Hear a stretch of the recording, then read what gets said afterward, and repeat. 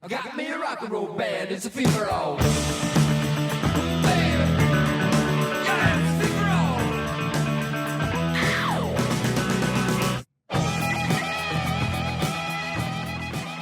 free-for-all. What is up, freebies? Welcome back to the Free-for-All podcast, episode number 72.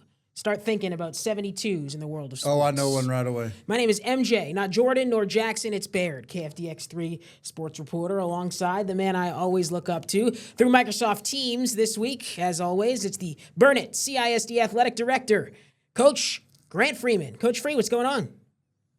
And I haven't heard my full name in a while. Am I in trouble? No, I just kind of... That always signaled that I was in trouble with my mom. Whatever rolls off the tongue is what I'm going with that week. The man in the middle, he's the WFISD multimedia specialist. He is the voice of Memorial Stadium and Legacy High School. Chad Johnson, what's going on? Not much, man. What's going on with you? Another week in paradise. Wearing my Patriots jersey today. A, because the team's good, but B, also because a friend of ours here at the station, Glenn, passed away, and he was a Patriots fan. We talked about that last week, so I figured I got to shout him out this week on our Free-for-All podcast and wear my Pats uniform. So go New England. Huge Patriots fan. Massive.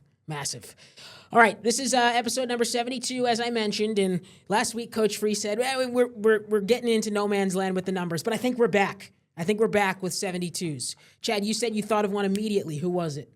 I've got two, and I noticed they're both on your list that I thought of immediately. Okay, the refrigerator. William Perry. Yes, sir. And then former Red Sox great, although he wasn't number 72 with the Red Sox, the original Pudge, Carlton Fisk. Hold on. I gotta show you guys. I'm pushing the home run fair down the left field line.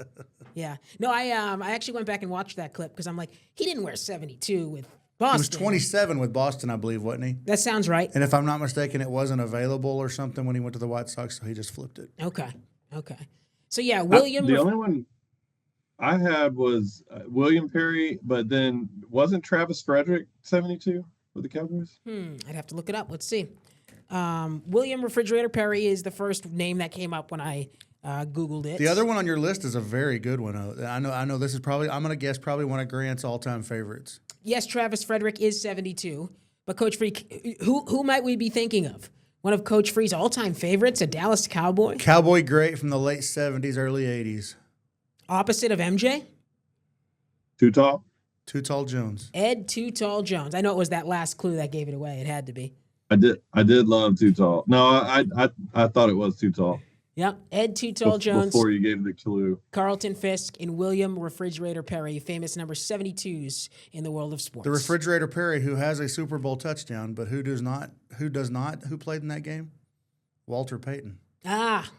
Was it like a pick six or a fumble recovery or something? Oh, no. He was. No, they handed in the ball on lined the up in the 1 yard line. backfield, yeah. Huh? Was he an O-lineman, I guess? You never saw. He was a defensive lineman. So you got to watch some old Refrigerator clips. Yeah, that was a short yardage. They were kind of the first team to put a lineman in the backfield, as I recall. A D They lineman put at him that. as a fullback. He was a fullback, a lead blocker for Walter Payton, and in the Super Bowl, they handed him the ball. I want to say he probably On the scored. 1 yard I want to say he probably scored 5 or 6 touchdowns that year. That's But the impressive. Super Bowl was a big controversy because if you watch the '85 Bears special on, I think it was a 30 for 30. Let's just say it didn't go over well with Sweetness, that he didn't score and the Refrigerator did. Was it the Super Bowl Shuffle? Is that what we're talking about? No? Yes. That's the team. That was the yeah. team, yes. All right. Before we go any further, let me thank our friends over at Macaulay Landscapes, proud sponsor of the Free-for-All podcast and proudly serving Wichita Falls. For 21 years, their services include lawn maintenance, landscaping, irrigation repair, and so much more. Visit them online, MacAullayLandscapes.com. There you'll find more information on how they can help you with your lawn care and landscaping needs. The Free-for-All relies on Macaulay Landscapes, and you should too. All right, gentlemen, we're starting like we always do, high school football, and we're going to start in the Hill Country because another big win for the Burnett Bulldogs, Coach Free. It's the Marble Falls rivalry game, and the Bulldogs get the win, 35-14. Tell us your thoughts. Yeah, fun night. It was one of those nights where rivalry game, lots of people everywhere, and it was a good game. Like I said, our young group is growing up a little bit, and you've seen that over the last couple of weeks. They've played in some really close games. They hadn't been able to kind of break through until the last couple of weeks, and and they've done a really good job. They've put it together on offense, defense. They were able to force some turnovers, bend but don't break the other night, and really did a good job against Marble Falls. And so they finished the game off, which made I know Coach Spear and his group feel a lot better, but it vaults you going into your district slate when you're kind of here at the top. And then another rivalry coming this week with Lampasas, and Lampasas coming off a loss to Brownwood. So we'll see how they respond to their first loss of the year. And I think it's going to be a great. The next 2 weeks are really big for us as far as playoff positioning. Go to Lampasas in a big game, and then host Brownwood in 2 weeks. So we're going to kind of see how our district shapes out below Stephenville in the next couple of weeks. So just looking at that district with only 5 teams, 2 wins pretty much, I don't know if it guarantees you a playoff spot, but it comes close, right? One you could get in with just this one. Right. But yeah, 2 wins all for sure guarantees you. And really what ends up happening is Marble Falls would then have to win twice to overtake somebody that's beat them already, Right, because of the head-to-head matchup. So it's one of those things where the 2 districts that back up to each other. The district that we play in the first round is a 4-team district. It's really strange. And then we're a 5-team. So your playoff matchups are kind of almost set before the year. So it's very interesting. and probably no offense to the neighboring district, but the 4 seed in the neighboring district may or may not be a playoff team on any given year, talent-wise. Yeah, and they get the wonderful, congrats, you made the playoffs. Here's Stephenville. Print the T-shirts. Print the T-shirts. Print the T-shirts for sure. We haven't said Print that in them a while. suckers. Maybe even the 2-3 matchup. Obviously it's tough in a 4-team.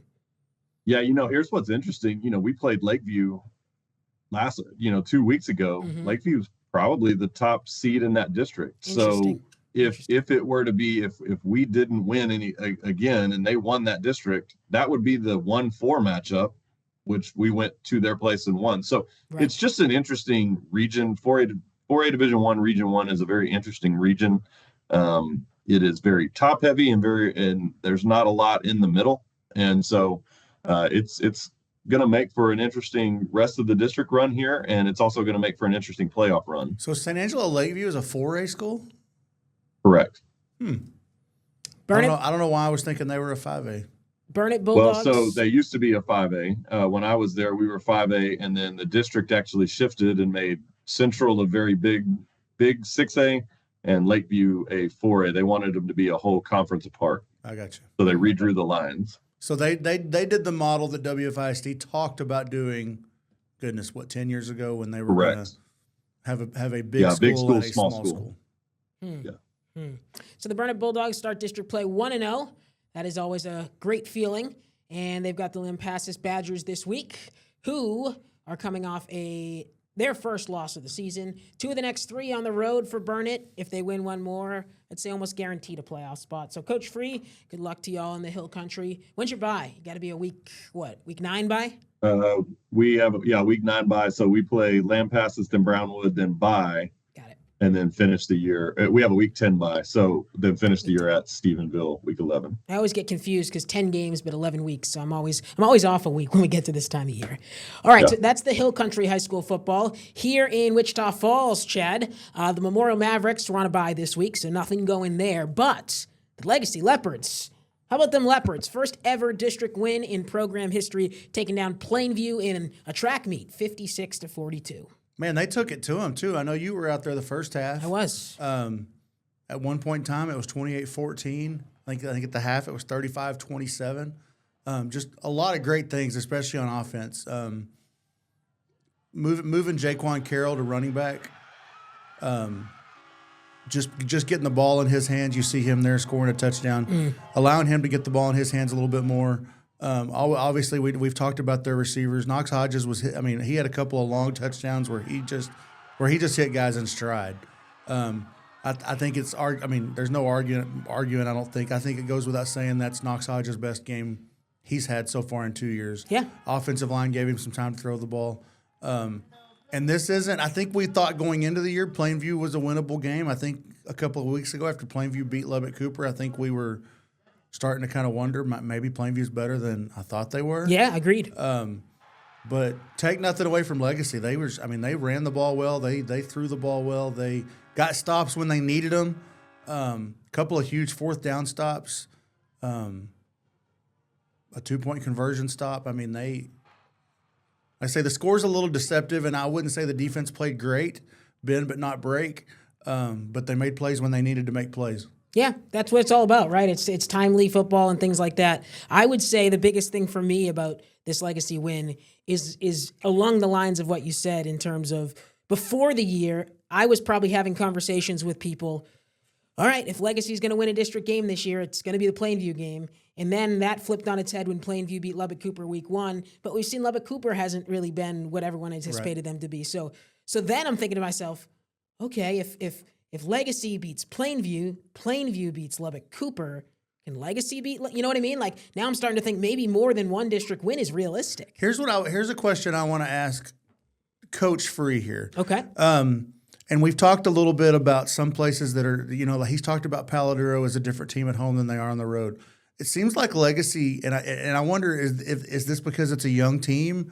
What is it? They definitely, at this point in time this year, seem to, they held their own with Abilene Wiley. They definitely seem to be a different team at home than they are on the road right now. They are playing some really good football games on the road.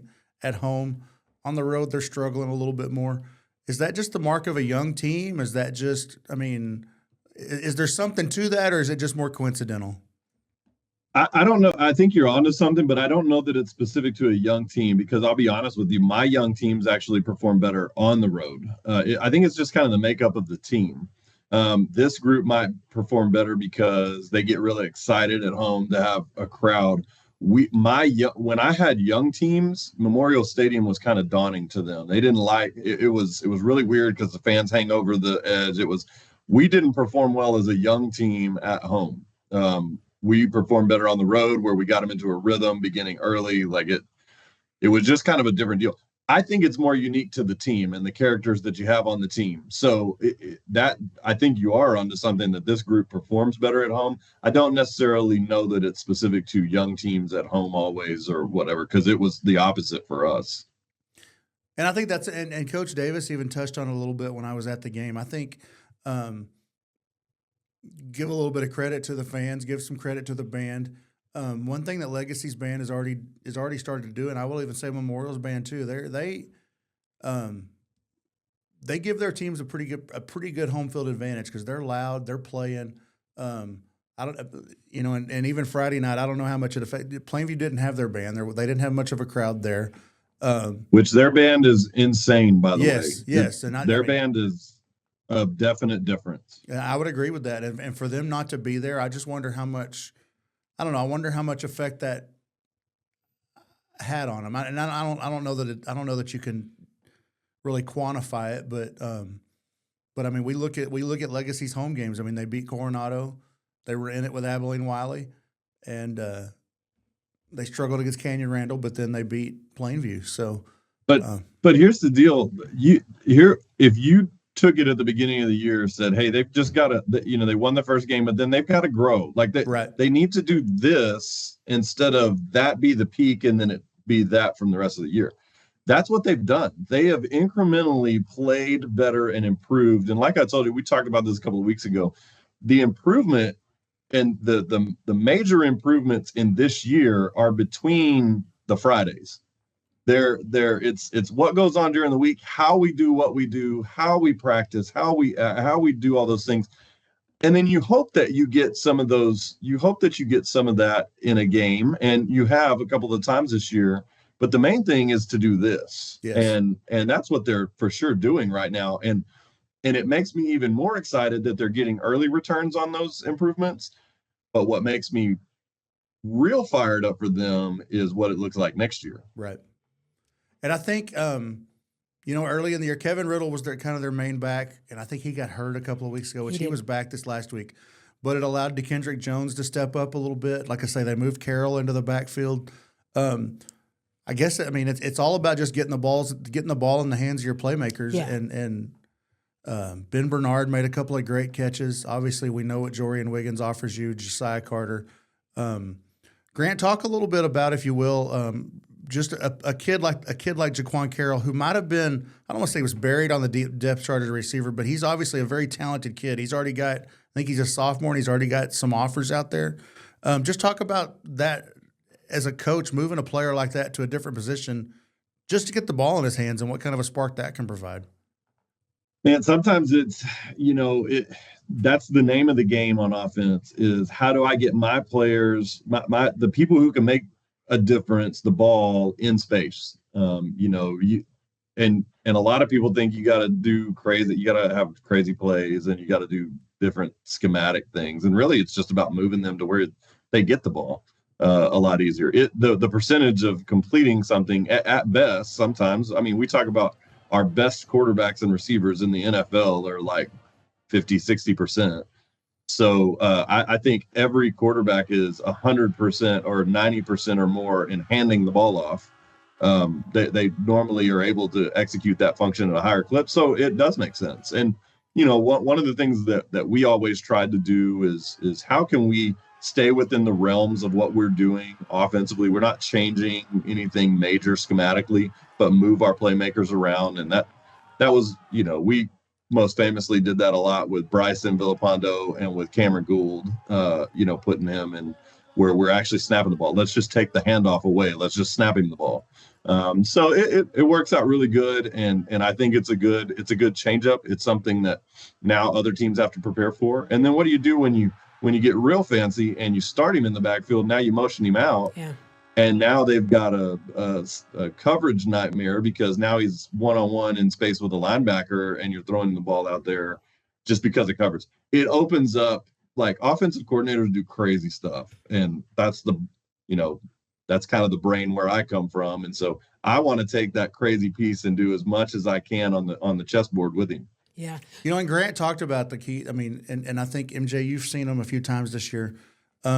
That's the one thing about them is every week it seems like they're getting a little bit better. It hasn't always, and Coach Davis and I talked a little bit about this after the game, it hasn't always shown on the scoreboard, but I think to be able to get a W on there and for it to show on the scoreboard, and like you say, I mean, they're off this week. This is their bye week, and then I think they go to Abilene Cooper. I don't remember the rest of their schedule. Obviously, they finished with Memorial. Who am I missing that they haven't played yet? Paladuro, yes. They do get Paladuro at home. Man, Paladuro's a tough team. I don't see Paladuro losing. I really don't. I don't see them losing a district game. I don't know how we could say that in this district. That is just nuts anyway. Anything can happen. Exactly. I mean, I wouldn't be I don't see it happening, but I wouldn't be surprised. Sure. Let's put it that way. Can you show me those district standings again? I sure can. Give me 1 second here. Try to get that full screen for you. There you go. What you want to see him again? Is something catch your eye? Like what are you seeing? Yeah, I was just interested. You start it's a wins total thing for as coaches start looking at it. How can you get to so many wins? So like you've already got 3 teams at 2 wins, and so really the race is to see between Memorial, who has 0, Legacy, Plainview, and Lubbock Cooper, who gets to 2 wins where the other group is already the fastest. Mm-hmm. And that's really the thing to me is Memorial can potentially get to 3 wins, but you have potentials for the other ones to get up ahead of that. And so that's what's right. I'm interested. You said something last week that was interesting, Coach Free. You said, really, you kind of want one team to run the table, right? So it helps with your tiebreakers. So right now, to Chad's point, that's Paladuro.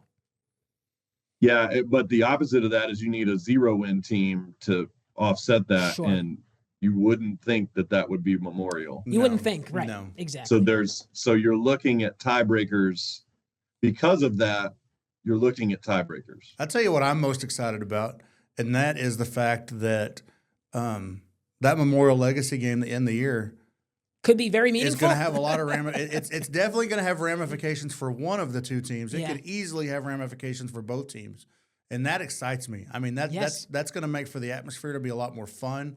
I I think on paper you'd still have to say if we're laying favorites, Memorial would still be the favorite in that game. Definitely. But I would say Legacy's definitely closed the gap. For sure. 100%. 100% agree with that. Yeah, I just think I think the thing that's going to be the issue is, does Lubbock Cooper get to 3 wins? Can they win 2 more in this time frame? And they got PD this week, and they got Memorial next week, I believe. That is correct. They got, And so if they win one of those 2 games or both, they can. It's I don't know. I don't think you can get there.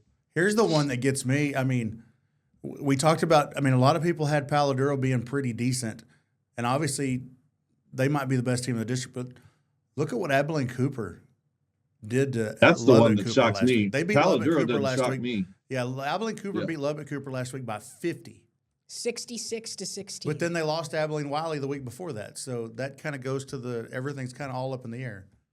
But that's what I'm telling you is Abilene Cooper's going to get to 3. Palo Duro's going to get to 3. It's the Wiley Lubbock Cooper. And did Wiley and Lubbock Cooper already play? I do not. Let's find out. I don't think so. They have not. They play. See, that's the what I'm 31st. saying is there's, you look at it, and Wiley potentially will get to 3 if they get to, they have Plainview at the end of the year. So that's 3 So teams at it's 3, right? That's what you're saying? It's Yeah, 3 teams that's at what 3. I'm saying is your numbers kind of run out here. You're in trouble numbers wise. So are you maybe insinuating that 3 wins could not get you in, depending on tiebreaker? Correct. Yeah. And here's what's interesting with some of these tiebreakers. There's been so many games that have been maxes, and not to take anything away from Legacy's Legacy's win last week, because obviously, you're excited to win. But they gave up a touchdown late, which took it from a 21-point win to a 14-point win. Mm-hmm. You're saying, why does that matter? Well, the max is 15 points. So let's get into hypotheticals. Let's say Lubbock, Cooper, Plainview, and Legacy all tie for that final spot. Plainview maxed out Lubbock, Cooper, or they maxed out Lubbock, Cooper. Mm-hmm. Lubbock, Cooper maxed out Legacy. Legacy only got 14 on Plainview. So you're looking at Plainview would be a +1, Lubbock Cooper would be a 0, and Legacy would be a -1. -1. Yeah. Yeah. You're right. That obviously a lot of football to be played, but that is absolutely a possibility. Yeah. So anyway, like I said, Legacy on bye this week. Memorial coming off their bye, back in action at Abilene Wiley. And Memorial, man, there's no reason they can't win out. There's no reason. They go to Abilene Wiley. Obviously, that's going to be a tough game. But then their last 2 games are both at Memorial Stadium. Is that true? Well, I'm going to be honest, that's a playoff game. The Wiley game's a playoff game. Yes, absolutely. Yeah, they got Wiley on the road, Lubbock Cooper at home. You forgot about at Plainview on Halloween. Yes, I forgot about Plainview. And then home versus. But I think, they should be able to take care of business against Plainview. If they win out, go 4-2, they're in the playoffs. If they go 3-3, that's what Coach Free was saying. Right. I think they've definitely put themselves in a position where they have to win out. But also in saying that, just by looking at what we've looked at so far, they've played the 2 best teams in the district. If you look at what Abilene Cooper has done, yes, I know Abilene Cooper, yes, we mentioned they lost to Wiley. But with what they've done in their other games and Palo Duro, Memorial has played arguably their 2 toughest games. Now, going to Wiley is no easy task. Wiley's a tough team to play, and a tough team to play, especially at home. So let's pivot now to college football. A lot going on in the world of college football. We got firings for multi-million dollar buyouts. We've got teams still undefeated who many probably thought wouldn't be undefeated. The Texas schools did well this past weekend. Coach Free, I'm going to pull up the AP Top 25 as we've done each week. What catches your eye? Where do you want to start? Again, that list is getting smaller. Your list of potential national champions is what you're referring to, correct? Yep. And here's the things that stood out to me this week is number 1, Indiana. My goodness. Impressive. I was impressed with how they played. I was impressed with what they did going on the road and winning that game. At Oregon, Which makes me think that they can win in the playoffs. which I didn't think they could do last year. So you have to translate, like, I still have some last year Indiana in me, and I got to get that out. Fair. But I'm going to be honest, this is shaping up more and more and more every week to really just be an Ohio State walk the dog and move forward. Because did you know that number 1, number 2, and number 3, how many ranked teams they each have left on their schedule? I don't. Oh, 0. Wow. That's Ohio State doesn't have a tough schedule. Well, neither apparently does Miami or Indiana. No, Miami's kind of played their tough schedule already. Indiana's kind of played their tough schedule. And then the SEC is going to keep beating each other up. And so I really think that we're just heading on a crash course for this to be those are the 1, 2, 3. Obviously, Indiana and Ohio State would meet in the Big Ten championship, so one of them's going to have a loss there. But they're both going to assuming they both run the table, they're both in. Yeah. So are we still at 8 this year, or is this a 12 year? I can't even remember. They keep changing it. I think it's 8 still, Is it right? still 8? 8. I know they changed it to where you're no longer like the conference champions aren't guaranteed the bye. Yeah. Correct. I guess It's the just top straight 4 has ranking. the bye. Yeah. Go back to those rankings just a second. Absolutely. MJ. I wonder who. I'd be curious to see who Georgia Tech has played because I didn't realize they were sitting there at 6-0. We can find out. The fun one is We'll come back to that thought in a second. Just see who Georgia Tech has played, if ESPN wants to load. And apparently the answer is no on that. So I just messed up the computer. the other interesting will be in a couple of weeks. I think BYU goes to Lubbock. BYU's undefeated. Tech is undefeated. That'll be a fun one. The winner of BYU Tech is probably going to get the Big 12 bid. Well, keep them, but you still got the conference championship game. So I know, but even well, I guess they would send. Yeah, I guess because they your would conference send. championship winner is your guarantee. So, I mean, Tech and BYU should. I mean, in theory, should play each other twice this year. Let's get back to Tech in just I a don't second. think the Big 12's getting 2 in. Chad, here's your Georgia Tech schedule. Okay, so Georgia Tech's had a pretty easy schedule. Yeah. Clemson was the only ranked team, and that was when they started the year. So And who do they have left? And they really don't have much left. I guess they end with Georgia, but Yeah. that doesn't affect them as far as ACC goes. So they should run the table in the ACC, you would think. Right. Until they got to Miami in the championship. Right. So they could potentially lose 2 games in the last 2 weeks and be out. And that would then knock them out. Yes. Right. Recency says not so good at the end of the year. Yeah. It'll be, like I say, it'll be interesting to see if Tech and BYU, let's say one of them wins the regular season game and the other one wins the conference championship game, and they both have 1 loss. It'll be interesting to see if they can both get in. Here's what's interesting in looking at that. I don't know how many of the SEC gets in because right now you got Ole Miss, Alabama, and A&M up there, and you know that I don't think that those 3 finish the year up there. And you still got Georgia. I'm interested in how many they get in. You guys are killing me jumping around here. Well, here's the thing. I don't know if you guys have looked at this, and this goes back to my personal opinion. I don't think Texas or Oklahoma is that great. Now you want to talk about that game, Chad? And I think it showed. Well, we're talking about the SEC, and I think it showed on Saturday. I wasn't that impressed with either team. I was moderately impressed that Arch Manning didn't make any mistakes. But Oklahoma hadn't played anybody up to this point. And you look at what Oklahoma's got left, man, they could easily lose the rest of their games. South Carolina's the only unranked team they have left, but they have to go to South Carolina. Well, in all fairness, I'm trying to stick on one because just for MJ.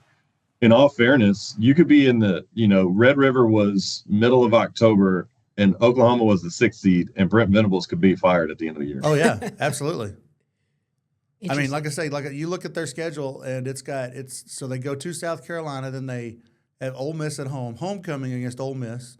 Then they go to Tennessee, and they go to Alabama, and then they play at home against Missouri and at home against LSU. Yeah, that's a very, very difficult That's a gauntlet. schedule. Is that the toughest of any team the rest of the year? It has to be. I think I saw Yes. something the other day that said that they do have the toughest remaining schedule in college football. But in all honesty, with all of this, it goes back to prove my point at the beginning. Ohio State's just going to roll into this bye, into they're just kind of they're the most under the radar defending champ that's undefeated I can remember in a while. Fair enough. Here is the. Oh, that's not it. Here's the Oklahoma State. The Ohio State schedule the rest of the way. We'll get to Oklahoma State in a second. I mean, and you talk about another.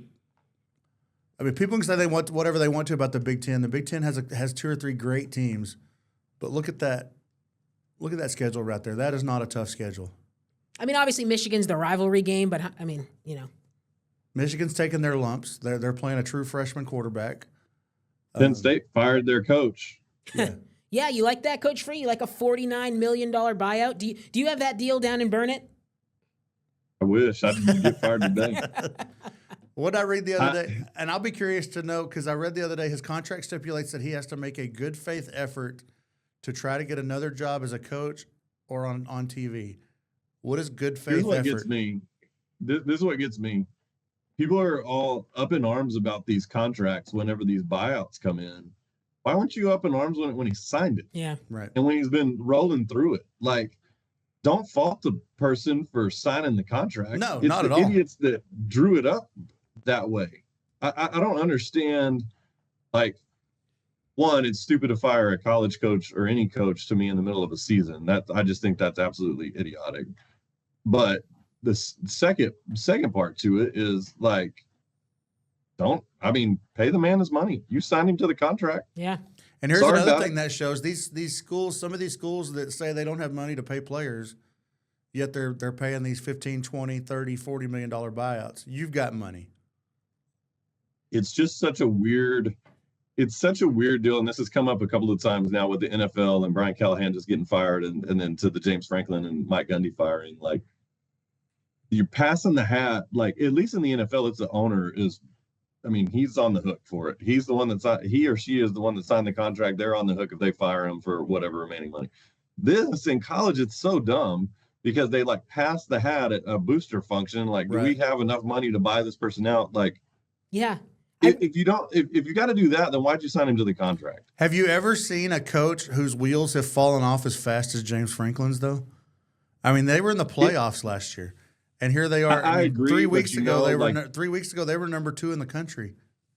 Yeah, but it's always been kind of fool's gold. It really has always True. been fool's gold with them. They've never really been able to be a major player on the national stage. I mean, we talked about this last year at one point when they kind of popped up again, and we were like, "What? Yeah, but tell me who they've beaten that's been big." Like, they always kind of flare up and then they just fizzle out. And instead of fizzling out, they just car crashed off the cliff. So, I saw, I don't know, truth to all this. It's Twitter rumors, but I saw a bunch of reporting that Adidas was behind this and I saw that too. was helping pay money to get rid of James Frank. I haven't heard an official but statement. I didn't think they were an Adidas Well, school. they're I thought going they were they're Nike. going Adidas next year. They've already signed a contract to go Adidas next year. Look, I would be very skeptical of that happening. I think at the end of the day, it's on the boosters to pay it. The same boosters who paid to get him in the first place. But you're right, Coach Free. It's like you sign that contract, and that's what it takes, though. Like, you can't not have that deal to get that coach. But why are we moving on from him at this point? It just goes to show you why they need more legislation and more policy in all of the stupidness of this sport right now. And it's, again, the Titans fire Brian Callahan. There's one person on the hook for that, and they pay the bill, and that's what they feel like doing. Like, as much as I hate Jerry, like, he's right. The buck stops with him, and you don't have to question it. He's the owner. This is just there's just no rules, just dumb rules. No oversight, nothing. So back to kind of who gets in, who gets out. So we're talking about the Big Ten. So Ohio State's pretty much a lock at this point in time. I would assume Indiana. I mean, obviously, if Indiana runs the table, that would be your Big Ten championship. But that could benefit Oregon as far as getting in. No, because the fact they won't have to play in a Big Ten championship game. Well, what's going to happen is you're going to come down to you're honestly going to come down to who gets at larges, your best remaining Big Ten or your best remaining SEC team, and it's one of those where you're looking at the difference in like an Oregon or an Ole Miss or possibly an Alabama if they don't win it, like, or an A&M. Like, I would probably in that aspect tip my hat to like the person who's had the tougher schedule, which to me would be the SEC school. You didn't say Texas. I would definitely not put Texas in there. Again, there's too many people ahead of them. Like, Yeah. I'm not putting Tennessee in, and they're ranked. I'm not even putting LSU in, and they're like ranked 10th. Sure. LSU and Tennessee to me are out, and it's the difference because you got to look. You got A&M, Ole Miss, Alabama, and Georgia in the top 9, and I really think you're talking 2 and maybe a third. Mm-hmm. I just there's not enough room. Sure. And No. so like LSU, Tennessee, they're too far down. Texas is for sure out of it. Okay, so breaking news. Okay. Not really breaking news, Oh. just us not. It is a 12-team format this year. Oh, we're dumb? Is that what you're saying? Yes. Which it was a 12-team format last year. Wasn't it? Bruh. Yeah, it was a 12-team format last year because you had the 4 byes. It's 12 to 16. That's the next. That's it's right, 12 to okay. 16 is the next one. Yes, Yeah, you're that's right, pretty you're right. embarrassing, not going to lie. Yeah, it's But pretty here's the embarrassing. thing. Here's the thing that it's my favorite school that's going to be in there just because of they don't. It's the biggest bunch of bull. Look at Notre Dame sitting at 13. Like, you can't tell me they're not going to be in there. Yeah. I don't care what they do. They can go play How did we Midwestern not know State that? and they'll be in there. They have to run the table, though, at this point in time, I think. Did you just say they could go play Run the table Midwestern beating who? State? They're going to go play like who's left on their schedule? I honestly don't know. Midwestern State, UTPB. Let's find out. I mean, Colorado School of Mines. The Notre Dame Fighting Which Irish. and their 2 losses are to A&M and to not Notre Dame, Miami, aren't they? Isn't that their 2 losses? Here you go. Texas Who A&M cares? and Miami the first 2 weeks. So they still have to play USC. Yawn. Watch out for Boston College, Coach Free. Okay, I'll watch. You know, I think they have a good shot just for the simple fact that they need Miami and A&M to run the table. Because it makes their They're 2 going losses. to be in either way. It makes their Guys, 2 it's losses. It's 100%. It makes their 2 losses look a lot better, though. Coach Free says It's the the fix is biggest in. lock. It's the biggest lock in the world. Well, I mean, you know as well as anybody does. When it comes down to tiebreakers in that situation, who has the bigger following, who travels well, all of those things. It has very little to do with football once you get to some of those positions. Super embarrassed. We didn't know how many teams were in the college football playoff. Here, let's give you one. I mean, let's say similar resumes. Let's even say Indiana has a little bit better resume. But let's say we're sitting there at that 12 spot, and you've got Alabama or Indiana. Who's getting in? Alabama. Who's playing best of the top? Alabama. I mean, I think Alabama's getting in just because it's Alabama. I mean, I think that's where you start getting into. I think that's where you start getting into kind of the Notre Dame type thing. They're gonna pick the team that's gonna have the bigger following and the. But again, what's crazy about it? What's absolutely idiotic about it is those rankings don't mean nothing until that committee of people sitting in that room and they don't even have to justify why they're doing it. Right. They can just come up with whatever they want to and throw whoever they want to in there. You mean like a couple of years ago when they knocked Florida State out and they said it's because their quarterback got hurt? I mean, we can argue whether they were deserving or not, but they were undefeated. Right. Like in a Power 5 conference at that time. Like, they can do whatever they want. I might be embarrassed about our lack of college football knowledge, but Chad, these guys were not embarrassed in Stillwater this weekend. Tell us about these guys. Is Chad Johnson in that picture? my children told me absolutely not. That doesn't mean you listen. So let's just say the game was a snoozer. Oklahoma State's getting destroyed as they have been here a lot lately against Houston, the power that is the Houston Cougars. And it was funny because it started with one person, one guy went up there. I read something. Now, Oklahoma State lost to Houston. I read something that his sister bet him $50 to go do it, and he went up there and did it by himself. And that one person turned into 4, which turned into 6, which turned into, by the end of it, there were literally about 3 sections. And a lot of the players mentioned how cool it was to see him in the game, and I mean, the organic part of it is now they're talking. I mean, they're making shirts. I wouldn't be surprised when we go Saturday if they're not Section 231. They started calling it Section 230 Fun. So I wouldn't be surprised to see that section be a thing now. I mean, and you know what? When the team sucks and you're just looking for ways to be entertained, it was fun. Listen, I am not convinced that Chad was not somewhere in here. I've seen no. Oh, wait, there I am, right there in the middle. No video evidence to say Chad wasn't there. But here's what's funny. So our seats are on the complete opposite side of the stadium, and you're watching dudes just run past us. And I mean, like, people are cheering them on as they're running past us to go join that section. Coach Freeman, would you do this? Yeah. So my wife and a couple of other mothers were sitting over there. They were all sitting over there going, I hope they have sunscreen. Oh my goodness. They ain't worried about that. I think what's sadder about this is that there was that much room in the stadium for people to move around freely. Oh yeah. There was plenty of room. Plenty of good seats were still available. Chad, here's the one guy who must have started it right here. Look at this poor guy. Yeah. You said That is Chad. It's Chad. It is Chad. You said his sister bet him? That's the rumor? Yeah, something about his sister. I mean, I read an article that said his sister bet him $50. Hey, why don't you go over there and take your shirt off and wave your shirt? And he's like, okay. It's Uncle Chad up there by himself. Yeah, it sure looks like Hey, it. man, for $50, I'd do it. Yeah. Wow. Yeah, that's iconic. I mean, that's one of those things. I mean, like I said, what'll be cool is if that kind of becomes like some new little tradition that just started very organically, you know? The only question I have is you just said they're printing shirts. What, for them to wave? Yes. They don't wear shirts. It's shirtless guys waving their shirts. It's like Section 230 Fun, I think is what it says, or something like that. So you got to wear the shirt into the stadium, Coach Free, and then you can take it off. Oh, Right. We have standards. Yes, right. And the cheerleaders even went up there waving flags, and yeah, it was quite entertaining. Only the men took their shirts off though. The cheerleaders, none of the male cheerleaders even took their shirts off. Okay, So good. That's probably good. It's a good place to be. Yes, especially when you're quote unquote working like that. that's right.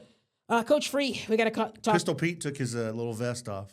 We got to talk Dallas Cowboys football because they lost like you thought would happen. I mean, weeks ago, I was like, you're not losing to the Jets in Carolina. You're just not. You're just not losing to the Jets in Carolina. Well, guess what? They lost to Carolina. So what'd you think? The thing that keeps getting me, you know, you've interviewed me before and after games. Like, I have 3 rules, like the 3 main things in a game that you have to be able to do to win the game. The first is you have to control the line of scrimmage. So that's run game or stop the run. That's what it translates to. So that's the number one thing. The second thing is you have to be able to win the turnover battle. Like, you have to have more turnovers, or it at least has to be a push. Okay. And then the third kind of can move around, but it's explosives, or, you know, who has more explosives or who wins third down. It could be one of those 2 things. But we clearly in this game did not handle number 1 at all, period. Rico Dowdle, 200 plus yards for the second straight game. And he walked the walk after talking the talk. Like, couldn't run the ball at all. And it was one of those weird games. It was kind of cloudy and rainy there a little bit, and it just looked like it looked like the Cowboys were sleepwalking and weren't interested in being there. And, you know, again, you scored 27 points, you should win a game. And it goes back to how poorly schemed we are on defense. And it's just we're not. I don't know why we choose to kind of, if we're going to throw the ball, then let's throw it. Let's score 100 points a game. But it's kind of, we still try to dip and dabble in both worlds, and it didn't have it. But offensively, they did enough to win, but they can't win games with that defense. And here you talked a little bit about it. I mean, up until Sunday, they've run the ball pretty well. And clearly Shoddy is not going to abandon it. But even that, you mentioned it. I mean, 27 points. I mean, Dak's putting up 27 points, 30 points, 34 points. What's going to happen when they have a game and he doesn't have it? I mean, thankfully for them, he's played at an MVP. The Bears game. Yeah, he's played at an MVP level all year. But, man, if he's not on, they're going to get bombed. I'm going to show you some defensive stats. I'll read it to our listening audience. You guys can watch it on the screen here. This speaks to how bad the Cowboys' defense has been and the consequences. Since quarterback starts were first tracked in 1950, Dak Prescott is the first QB to have 11 or more passing or rushing touchdowns, 0 turnovers, and also a non-winning record over a 3-start span. Okay, that's one stat. Here's another I'll throw at you. Dak Prescott, the last 3 weeks, combined, 817 pass yards, 11 touchdowns, 1 interception. The Dallas defense has given up 90 points in those 3 weeks.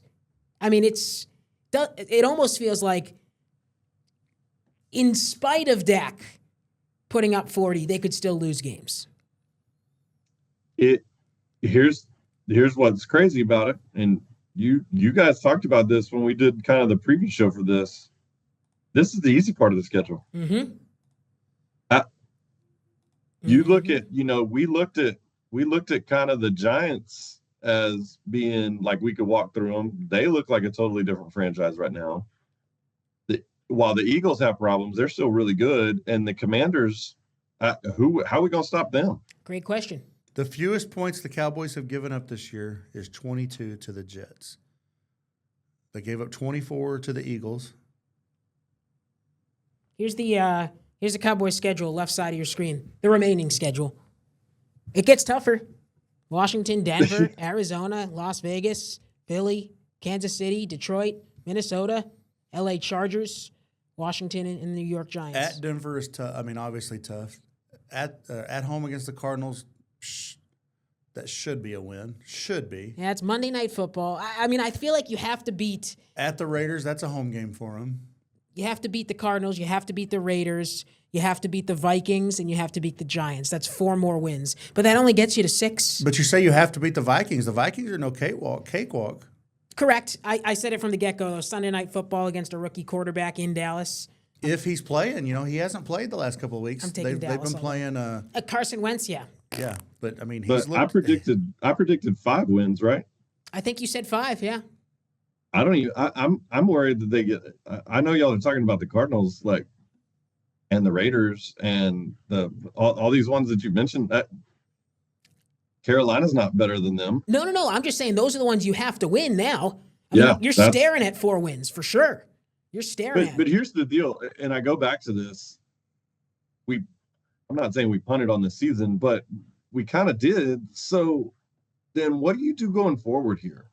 It's if we're talking about winning those must-win games to get to 6, that doesn't get you in the playoffs. That's still not a great you want to lose games to have your picks be higher. But where are we going? And then you have to hit on those picks. They were talking on the radio. You have to hit on them. They were talking on the radio earlier today. They're talking about the last 3 or 4 drafts and how much they've missed on defensive players. I mean, the defensive players that they've picked in the first 2 or 3 rounds. Mozzie Smith? He's not stellar? Yeah, Sam Williams, some of these other ones, yeah. But again, it's because there's been 3 defensive coordinators in the last 3 years? Yep. Right. You had Dan Quinn to Zimmer to Eberflus, and you're probably going to have a 4th. Yep. Looking at that. And all of them have different total schemes, so you're drafting for the scheme of what you have at the time. It's a good point. Mozzie Smith doesn't fit anybody's scheme, but I mean, where are we going? That. Great question. Because obviously Eberflus isn't going to be that person, and I just don't know. I just don't understand. At what point in time, what the plan is? At what point in time? I mean, I think we can all agree Eberflus doesn't look like the answer. But at what point in time can we stop blaming the coaches and start blaming the construction of the team, the players? I stopped a long time ago. I started blaming Jerry a long time ago. This is idiotic. Here's an interesting graph I saw on Facebook this week. This is x-axis is your offensive, I think EPA stands for expected points added per play, and the y-axis up and down is your defense. The Dallas Cowboys lead the league in expected points added per play on offense, and they are 32nd last in the league in expected points added per play on defense. I mean, all the way to up and to the right is good. We are up, or we are down and to the right.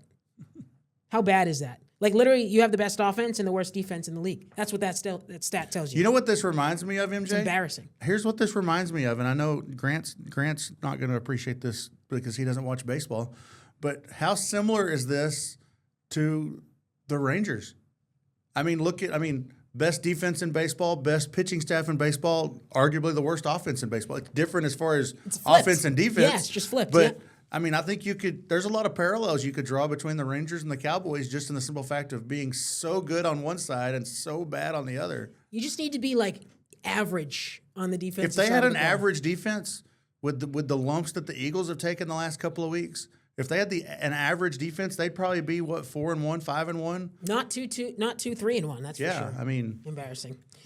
Coach Free, do you see what happened with the Miami Dolphins? And I do have one. Before we move on, I have one more question. Go ahead. Do you trade Pickens? Last year of his contract, CeeDee Lamb's coming back. No. I mean, if you're not going to re-sign him, don't you try to get something for him? Who says you're not going to re-sign him? You can't afford him, I guess. I mean, are you going to pay? Are you going to pay to have 2 number 1 receivers? I mean, if your defense is horrid, you have to. I mean, and they were even talking. CeeDee Lamb's coming back, hopefully this week, but. Does he make the offense any better, or is he just taking catches away from Pickens? You know what I'm saying? I mean, I think you at least have to consider it.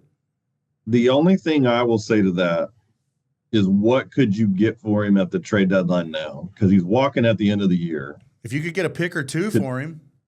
But, like, what would be worth it? Like, I don't think you get any more than a third or a fourth or 2. I don't know. I mean, trade deadline generally doesn't generate those. It's generally people dumping ends. I'm just looking at a guy that you're probably not going to re-sign because he's probably going to get more money than what the Cowboys are probably going to be willing to pay. I agree with your premise. That I just think that and he's the one guy on your team that you have that might have a little bit of market value. Dude, Brandon Aubrey's the best kicker in the league. You got some value. Yeah, well, he's their offense. Well, if it wasn't for Dak, he'd be their offensive MVP. Yeah, you're right. Right. Oh, if I could get a third or better, I'd trade him in a heartbeat without even blinking. If anything past that, I don't know that it's worth it, because that's where you're compensatory. Like, that's where they start adding picks in those 4th and 5th round. Like, you're going to get one anyways if he walks. You're going to get a compensatory if he walks in the 5th round. So it's. Do you get a compensatory for a guy that you only had for a year? I don't know. I don't know how the system works.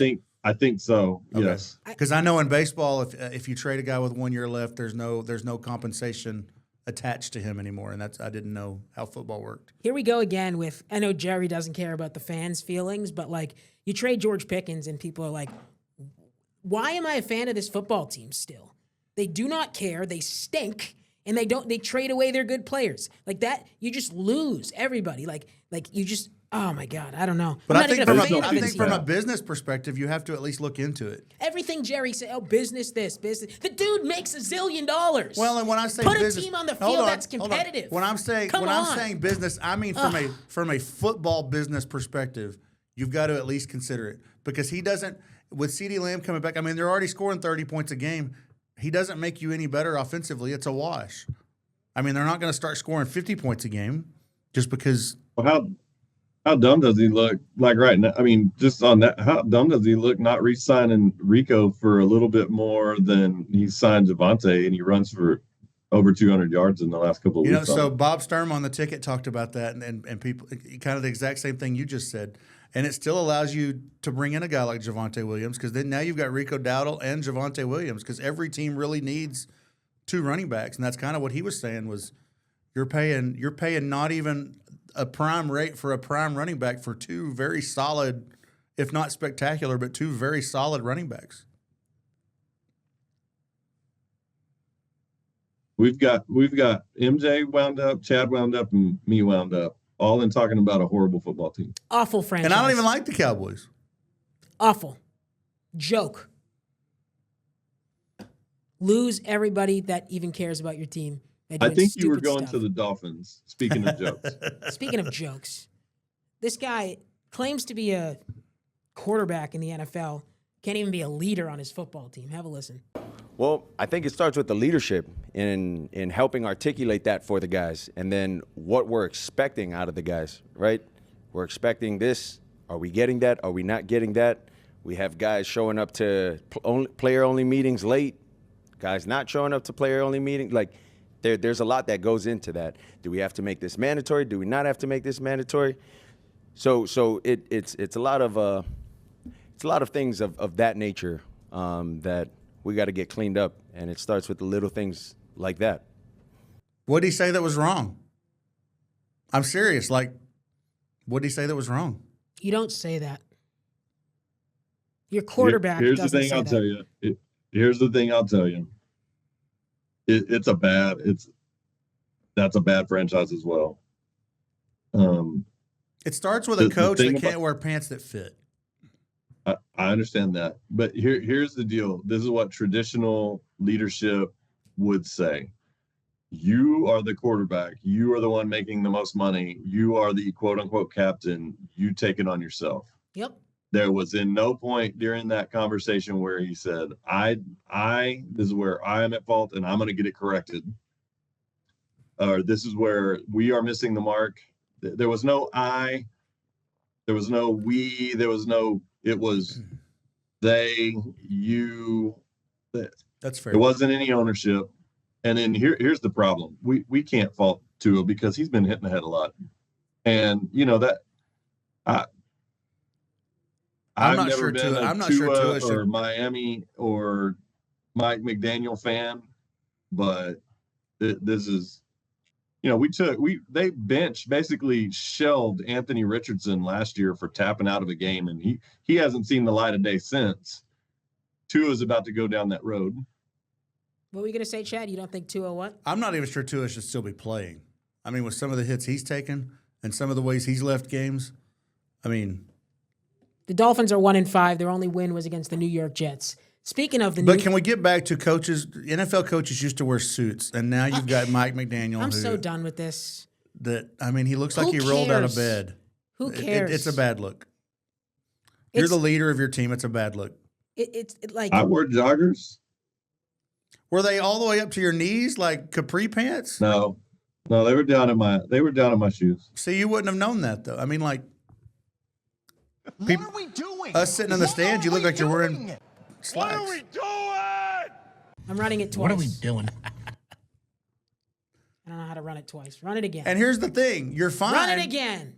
Run it again. Why is it not working? You're fine if you're winning. It's all great. It's all great and all if you're winning, but if you're not winning. What are we doing? What are we doing? What are we doing, MJ? I can't even press the buttons right. It's all great. It's a great look if you're winning, though. It's a bad look if you're not winning. I'm so wound up. Aaron Glenn. Okay? Aaron Glenn. How much of a joke is this guy? No comment. Okay, we'll just listen to him. Is there? I thought there was a video coming or something. Is he going to be your quarterback next week, or would you consider? What kind of question is that? Look, he did not have a good game. I mean, I think it's a fair question. There's a number of guys that, sometimes this league is like this, and there are guys that have bad games. That doesn't mean you just bench them. Come on, you know better than that. Calls out a reporter for asking a question about his quarterback whose stat line was, let me check this, 9 completions for negative 10 yards with 9 sacks. What kind of question is that? What do you mean, what kind of question is that? That is historically bad. It's a fair question. Man. I agree that it's a fair question. Here's my question back. I don't like the way he handled it, but it's a fair question. What's the other option? Who cares what the other option is? The point is the question. How do you have that take for that question? He's defending his player. It's not a good answer the question. Like I don't understand why people all of a sudden can't answer questions, or we're attacking people that are asking the questions. Right. Like you're standing up there in front of people, they're going to ask you questions. Look, I'm biased. I am a reporter. I am the one asking the question 99% of the time. However, it irks me when people who are in a position of power or authority think anything they don't like is a bad question. Across the league, I mean, Brian Daboll was on the hot seat for 4 weeks about when Russell Wilson was going to be benched. He got the same question every week. Are you still confident in him as your quarterback? Or some version of that question. Did Daboll come out and say that you know better than that? And would that's you a bad rather him just question? give you the coach speak? Well, Yes. we'll evaluate Yes. all positions like we always do. Yes. Yes, that is exactly. But you know that what that answer is going to be. I mean, You have to ask the question. At least in this case, he made the free-for-all. You have to ask the question as the journalist. Can I throw this at you? And I know this, again, I'm a different personality, so I would always answer the questions. Can I throw this at you though? Yeah. Sometimes the way that reporters ask questions, like I watched this the other day on a halftime running in with Elko. Quinn Keserac asked a question. So are you going to change up what happened when you guys played a lot more cover 3 instead of cover 1, in the second quarter? And Elko just looked at it and goes, we never stopped playing cover 1. Yeah. No, there are 100%. I've asked questions. Yes, and this is what gets me is generally, and I'm not saying that the reporter asked an unfair question because I think it was fair. Dumb, maybe. But don't try to jump into the stats or the X's and O's of it. Just say, hey, your quarterback not playing real good. What are we doing here? Like, what's his name that it was asking Elko? Like, just say, hey, do you plan on changing up coverages or do you change something up? Did it work? Like, let the coaches who live in the X's and O's world lead you there and or answer that question. But when you try that, I think sometimes people with you got to remember, these are highly competitive people, they have a master's and doctorate in this because that's what they do for 100 hours plus a week. Yeah. It's a weird leading question. Most people with a good personality will answer it, but don't try to jump into that world and match wits with them there. Just ask the question to get the answer. And some of the best questions. Is that fair? Like, yes. am I? Okay. You were talking about the Elko question. Some of the best questions are when you ask a coach, when the last thing the coach wants to do is talk to you. Coming in at halftime, during the game, after the game, before the game. Was it Saban a few years ago? Somebody asked him something and he was like, you know what my answer is going to be, so quit asking the question. Well, I did sidelines. Sidelines hard. So don't make it harder on yourself by asking a specific question. Yes. Give it generic and see what they say, because sometimes they'll give you the greatest soundbite ever. I mean, my question that I ask every coach after I interviewed a coach after a game, and now that I've started doing it again, is tell me about the game. And just let them tell me. That's not a question. That's whatever. I don't care. No, I'm just telling you that's not a question. I have no gripe with it. I use it too, but it's not a question. And then if they don't answer something that I want answered, then I'll get a little more specific after that. So while we've got MJ fired up, MJ, how do you feel about unlisting high school football games off of YouTube? I got to go back. I got to talk to Coach Free because he asked me a question about my industry. I'll get back to YouTube games on football YouTube. Coach Free, totally agree. If I would be a jokester to go out there, even with a high school coach, never mind an NFL if I'm doing sidelines, and start asking questions about zero blitzes and pulling gaps. Like, that would be so dumb of me. I would never do such a thing. The halftime sideline things, generic questions, yes, fine, good. At the end of the day, though, it's required of the coach and it's required of the reporter. Neither one necessarily loves that situation. I will tell you that, right? But that is part of the TV deal, and you got to do it.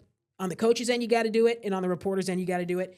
That being said, in my experience, there are ways to soften it a little bit. What is number one adjustment going into the locker room? Very generic. Let them tell you or not tell you, because a lot of times they're not going to tell you, but you asked, right? Like that's the fine line they teach you in this stuff, is like you have to ask the question. You can't not ask it, even if you know what the answer is going to be. But I still don't have a problem with testy answers just because it spices it up a little bit. It's not the same generic coach speak. Testy answers are fine, but a testy answer asking about a guy who had 9 completions for negative 10 yards and 9 sacks is not a dumb question, and it's not better than that. It's not. Yeah, and I don't think it's out of bounds in that setting. That's in the media pool. What we don't know there is that one of their local Jets reporters who would have a relationship, or is that a national reporter, or some random Joe Blow that has a podcast like the Free-for-All that got media credentials that's sitting in the media pool. Yeah. Right. Here's the thing, what I go back to though, and again, remember I said he should answer the question. Like, he shouldn't respond back to the reporter like that, because now it's become a thing. Yep. You should answer the question. However, what I get at is, to me, on the coach side of it, and I've played in both I've played in both ponds, I guess is the way to put it. So I kind of understand it from both. But to me as a coach, it's your job to ask me a question in which you get the best answer. Correct. I will only give the best answer if I have the freedom to accentuate what I need to accentuate about my team or my player. If you paint me in a corner, the question, the answer is going to be very brief. I wouldn't respond back to the reporter that way, but I would give a very brief, very blanketed answer. One of the things that I always appreciated about the Wichita Falls media was that they knew me enough, and we had enough of a relationship to understand that my personality will come out in my answers if you will lead me to that. If you ask me something specific and I don't want to paint it that way, I'm going to respond and put up walls. Mm-hmm. And I don't think that's unfair. I think that's very fair. And the Decatur game, which was broadcast live regionally around DFW, it was totally different people that we didn't have. And so when we're going into halftime, I'm doing a live shot going in at halftime. It was 14-14 at the time. And the reporter comes to me and says, okay, here's the camera, whatever. And then of the 1 minute that we had, spent 45 seconds answering the question or asking the question. Yeah. And I just looked at him like, yes. Yeah. So you talked for 45 seconds. Yeah. I gave you a 1-word answer because somewhere in your babbling was the question. And now I'm just going to answer it in a stupid way because you made this spot about you and not the team that you're covering and or doing that. Like, I don't, that's a long ramble to say, like, I agree with you. I do. They have to answer those questions. That's what they get paid the money for. I also think that it's up to the reporter and or the person asking the questions to help accentuate the personality of the coach and to get the best answer. That's the reason for asking the question. I'm going to bet you, and you mentioned it, 9 times out of 10, those are not beat reporters asking those questions. Or it is, and there's history. Because I think the beat reporter is probably going to ask that question more in a one-on-one setting, because they're going to be talking to those guys all week. That's probably some pool reporter that was at London covering it for – you know what I'm saying? I mean, and that's very possible. And I've seen that at other places too, where there's like, and like you say, maybe they shouldn't handle it this way, but they're like, who are you? Why are you even here? I've never seen you before ever. Something to be said for that. Absolutely. Right, so like, you leave that question to the guy who's got question number 1 on the second time through. You know what I mean? Like right. Your beat guy that when you've got Ed Werder sitting there with the Dallas Cowboys every day that. Where you whatever, you respect him, he's going to be there every day. I'm probably going to give him a little more information than I'm going to give M.J. Baird from the New York Post. Sure. Not the New York Post, but you know what I mean. Yeah, no, from the free-for-all right now. Right. And Coach Free, for the record, I can't stand the 45-second question ask, and I've done it. And I still think about the times I've done it. Like, you remember, you're like, that was awful. What am I doing?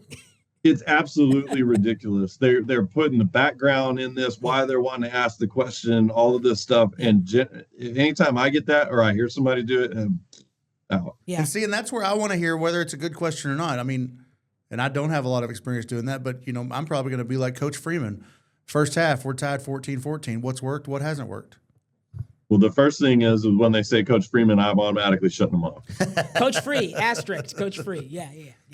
Anyway, But I try to leave it very open-ended, and then if they don't, if they don't give me the answer I'm looking for, then I zero in a little more specific. Sure. And a lot of times they take it to a better place than your question could have taken it to. Also, I just want to cap this conversation with this.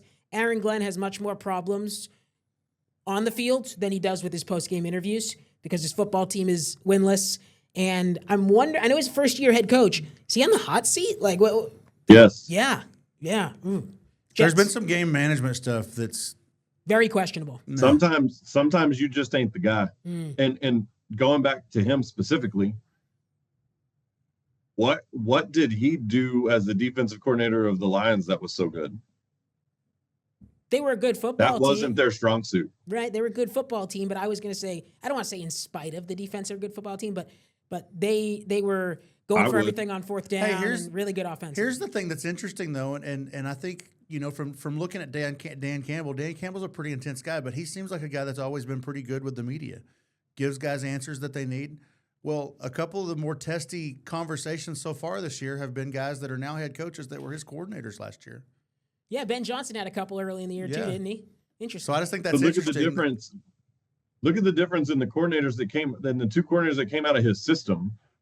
Again, and Dan Campbell is a culture creator. So like he got there, created a culture, and then hired the football people underneath him. But the better football person out of that was Ben Johnson. And he's obviously had a better plan of turning around. Both of those franchises were broke. The Jets and the Bears pretty much evenly. The difference is, Ben Johnson has gone in with a plan and a quarterback to get it fixed. Aaron Glenn has said that he's coming in and changing the culture. That you're not changing the culture. The culture was already wrecked, and you've actually made it worse. So because the culture has made it worse, the product on the field is not any good. What do we got you for? I will say the difference obviously, like you mentioned, obviously the Lions were known for their offense, but the Bears did have Caleb Williams sitting there. What do the Jets have? But so I don't disagree with. I understand because we know his name and he was the number one pick. He was Kakapoo. Right, and but I think he got a head coach fired and he got two offensive coordinators fired within his first year there. And I guess what I'm getting at is just Aaron a guy Glenn that has got the job set. before they could have gone and signed any quarterback that they'd like. Fair. Yeah. First year head and coach. stood on the mountain of change the culture. Didn't stand on the mountain of we're going to go. Did you see Ben Johnson go in there and try to beat Dan Campbell and change the culture? Nope. I'm fixing the offense. That's what I'm good at. Right. Well, I'm fixing the offense. That's what I'm good at. And guess what? He fixed the offense. And who cares if they're good or not on defense because they're fixing the offense enough to win games. Aaron Glenn, I'm going to change the culture. Didn't say anything about what's on the field. Their defense stinks. Their offense stinks. And they got no culture. It actually got worse. So I'm sorry. Why did we hire you?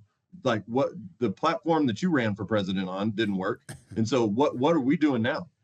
And you don't change your culture, in my opinion, because it starts with you by being that way in your post-game press conference. But you got to learn to do it. You're first-year head coach. And when you're 0-6, you get a little testy. Definitely frustrating. It opens the door. It opens the door for everybody else to make excuses. Yes, because your head coach is there instead of answering the question, attacking people like it's Tua. It's in a whole different way. It's Tua. Isn't it some of these teams though? The Jets, the Browns, some of these teams. It's just rinse and repeat. Yes. It's always the coach. It's always the Browns gave up on. I've been very clear. I'm not a Baker Mayfield fan, but Baker Mayfield is better than anything the Browns have. He might be an MVP this year, and the Browns poo-pooed on him when he had one bad year. It's poor leadership from the top down. It's poor organizational structure, and it's poor whatever. And guess who's headed that way? The Dallas stinking Cowboys. Yeah, their organizational structure is absolutely caca. They can't hire. They don't have leadership. The best leadership that they've got in that building is sitting as the quarterback. He's the best leader in the building, and that's it. Can't. While the team can be player-led, the organization cannot be player-led. But period, end of story. And that's the problem with all of these franchises that absolutely stink is because the people that are running them stink. And that's one thing, just to piggyback off of the Tua comments and the Dak comments. And I think Dak said, they were talking about it on the radio. I was listening to the game coming back from Stillwater. And what does Dak say every week? I've got to play better. I've got to play better. Even though he played better than anybody else. But what does he say during a post-game press conference? I didn't do enough to help my team win the game. Yeah. Going back. Yeah. Even though he did everything he could. Even more proof. Stephen Ross, owner of the Miami Dolphins, got hammered for behind the scenes with Tom Brady. He's a great leader. Great leader. Stephen Ross, if you look at his business deals, he should be in freaking jail right now for collusion and on insider trading and stuff like that. That's the leader of the Miami Dolphins. Then he hires DJ Mikey Mack, who looks like a third grader coaching, and then we question why the quarterback acts like a third grader. The Browns owner got almost thrown in jail, who owns all of these Flying Jays. Yeah, the Flying J, they've been taken to the cleaners of multiple times and just bought their way out of it. They can't hire anybody because they don't even know how to run the business that got them the money to run the business in the first place. The Bengals, Mike Brown hasn't spent anything. They don't have an indoor facility. They don't even have a good stadium. They don't do this, and they lucked out with Joe Burrow and Jamar Chase, but that's player led. It's because they stumbled into them. bad business, it doesn't just happen. Like I've been on a bad rant. for a reason. Coach Free's been on a rant. All of us got fired up today. Chad, you got any rants you want to go on? I really don't. Okay, good. Look at you, so calm over there. That's so great. Okay, we are Because he took his shirt off at Oklahoma State last week. We are over an hour. I'm going to get yelled at, but I got to do this because I thought this was our quote of the week. I thought it was hysterical. It actually goes along with the video. So here's the video first. Tez Johnson, I believe is his name. Tampa Bay Buccaneers wide receiver, making this great catch for a touchdown, and then he does the flip. This is Mr. Tez Johnson. Now, great catch, right? Don't get me wrong. Awesome catch. We'll watch it one more time. Great throw from Baker. The Browns don't need that for a quarterback. Dive, fall, flip. Okay, that was great. But listen to what he said after the game about how he thought this went down. I'll tell you a funny story. This is crazy.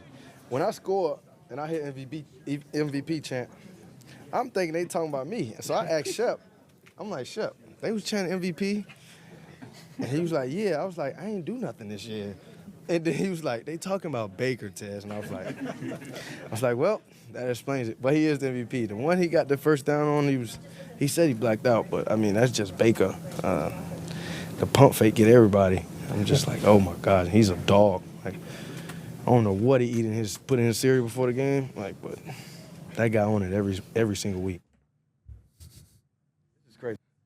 How about that? Tez Johnson, adopted brother of Bo Nix. Oh, did not know that. Really?